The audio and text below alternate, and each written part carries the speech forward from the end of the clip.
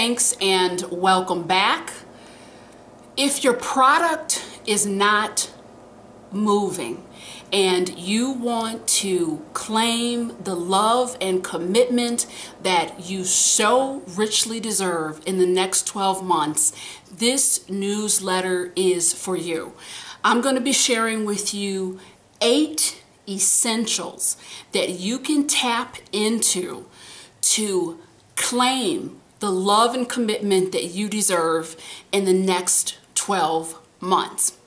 Number 1, sustained effort.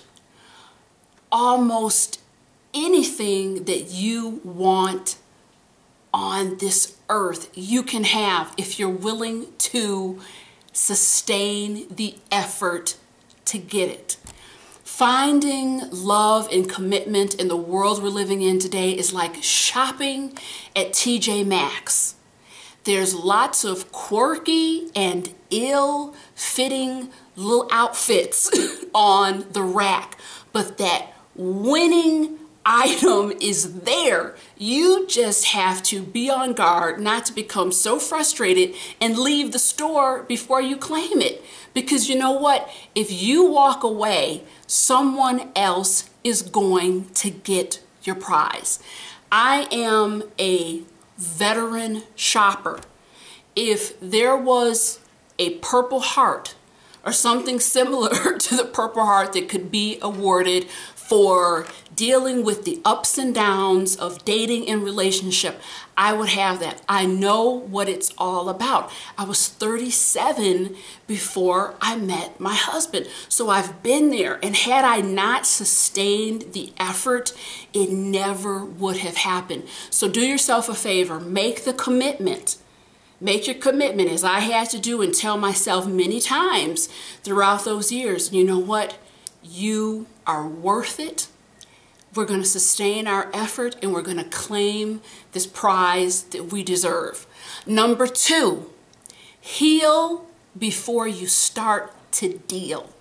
Deal with what, Sheila? Deal in what? Heal before you start to deal with a new relationship. If you are angry, if you're upset, if you're interested in running down some vendetta, the good people that you meet are going to sense it, and there is an opportunity vanished and lost forever. You're trying to find a sweetheart, but you're still trying to get over a broken heart. Let me ask you a question. Would you buy a car that was in need of a wash and a polish and a new engine? No, you'd run in another direction. Then don't ask someone else to do that. If you have issues that you need to work out, work them out. You never want to begin a new relationship in a diminished state, because that person is not going to get a chance to really find out the essence of who you are. So give yourself that gift and take time to heal before you deal. Number 3, create a classy campaign for yourself. Classy campaign. What is that?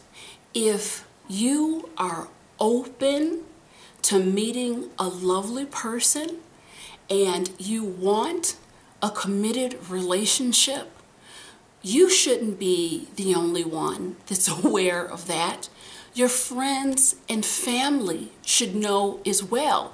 And if they meet a lovely person that they think you might be interested in, they can let you know. You don't have to bash them over the head with it, but you're creating a classy campaign and you're just giving the universe more tentacles. You're opening more avenues to the possibilities.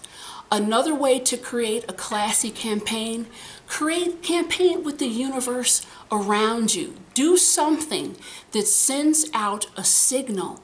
I am ready. There is space in my life for this new love relationship. 4 months before I met my husband, I sold my bed. Why did I sell my bed? Because my bed was perfect for sleeping one person, but I had the intention and desire to have that special person in my life. So I traded in that full-size bed for a king-size bed. I was sending out a very conscious flag to the universe. Look over here. Notice me. I'm ready. I'm ready for love. I'm ready for family. And I'll tell you what, it works. Setting intention by creating that classy campaign for yourself will work. Number 4, get very clear on the prize that you want to win. If it's important for you to create and cultivate a connection with someone who is kind, loving, gainfully employed, and independent, do not accept a date from someone who's obnoxious, still living with their parents, and doing odd jobs as their primary source of income. When you do that, you leave yourself wide open for wasting time. I've heard more than one client say, you know what, I got involved in this relationship because I was bored. I was just killing time. Let me tell you something about killing time. Killing time can turn into living together, children, a mortgage, and one day you look up and you say, how did I get into this? I was just killing time. So you need to be very purposeful and intentional about sitting down with yourself. What is the framework of the individual that I want to connect with? Write it out. And when you meet someone new, don't compromise your non-negotiables, because you're going to get what you settle for every single time. But Sheila, what about boredom? What about being lonely? Okay, loneliness is a second cousin of mine.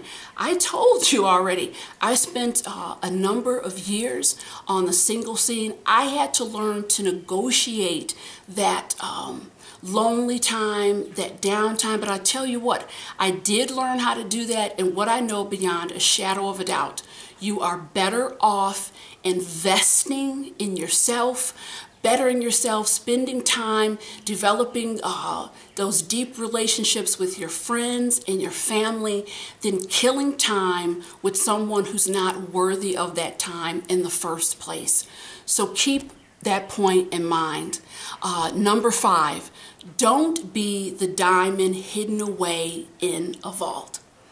When you think of diamond, you think of value, you think of sparkle, you think of something, gosh, anyone would want a diamond. Diamonds shouldn't be hidden away in a vault. Their beauty is meant to be shared with the world and the people in it. So don't hide yourself away. Those invitations for gatherings come in, accept them. Spring and summer is upon us. You should be out feeling your best and looking your best. And when you do get out and about, don't just get in that mentality of, oh, here we go. I have to force myself to go.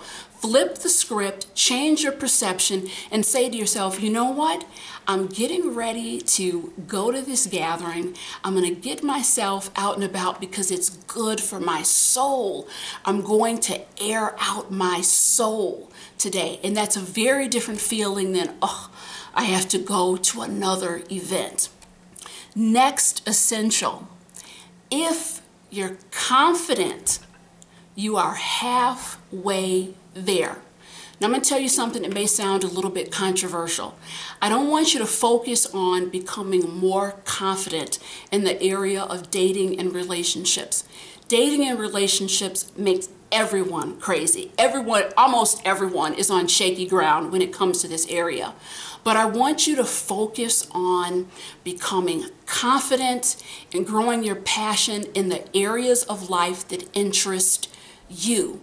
Because the more time you're spending doing the things that you love, becoming proficient in the things that you love, the happier you're going to be, the more fulfilled you're going to be. And guess what? That energy spills over. People can sense that when you're just in the grocery store shopping. People can sense that when you're driving in your car on a sunny day. You know, people can sense that when you're on the train coming back from work. So you're sending out this energy of, I'm happy with myself, I'm confident, I'm competent, and I'm satisfied. If what you love to do is cook, and that's when you're at your happiest, then don't try to force yourself to start to enjoy going out to restaurants. You beam and your energy comes from cooking. So focus in on that. If you're an outdoor person and you love nature, start engaging in those activities.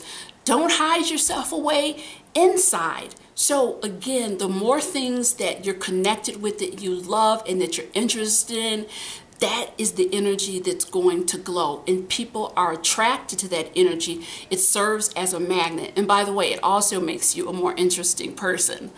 Number 7, find your allies to fall back on. What do I mean by that? Any of us who spent time out here, you know, we're familiar with the ups and downs of the dating and the relationship world.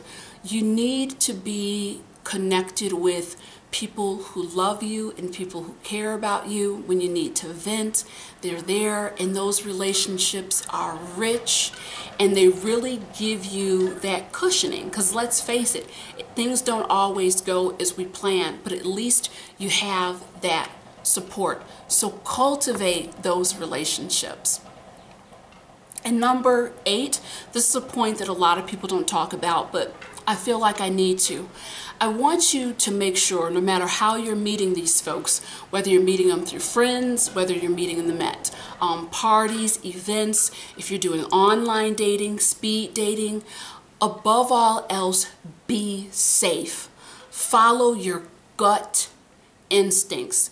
Don't do anything in isolation. I'm a person that believes in Googling individuals and running background checks. Yes, I did say background checks. Well, Sheila, what about trust? What about it? If you're like me, you believe in 3 things.